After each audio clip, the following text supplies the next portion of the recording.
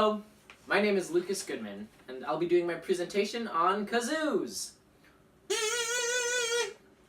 To give a little background of the kazoo, some of the history behind it was that it is said that it has a lot of African tribal roots, so a lot of the technology utilized by our kazoo, known today, was similar to that of some African instruments back in the day.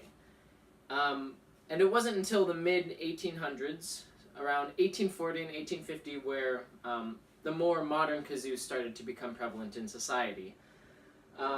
Alabama Vest, a blues musician, with the help of Thaddeus Von Clegg, a clockmaker, developed a sort of kazoo apparatus. It wasn't exactly like the one we know today, but it was influential to creating kazoos.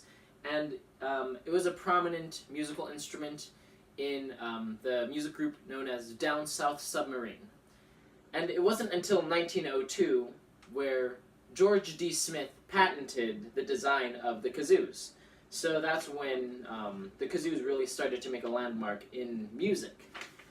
And some of the accomplishments that can be seen with the kazoo is that it has some major jazz and blues influences. Some of the prominent jazz music groups that the kazoo took part in were the Mound City Blue Blowers and the Mills Brothers.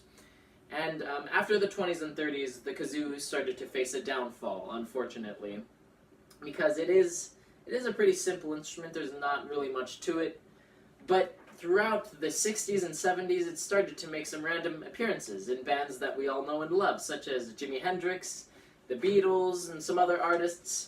And it also had its own musical score in the Broadway musical How to Succeed in Business Without Really Trying, which is pretty cool considering it was an instrument in an entire musical and had its own notes and stuff. But anyways, another fun fact about the kazoo is that one of the most famous kazoo players of all time was named Barbara Stewart, and before she died in 2011, she conducted an orchestra at the Royal Albert Hall, and she broke the Guinness Book of World Records record for having the most kazoos individuals in entire orchestra, which consisted of around 3,100 kazoos playing at the same time, which is quite insane.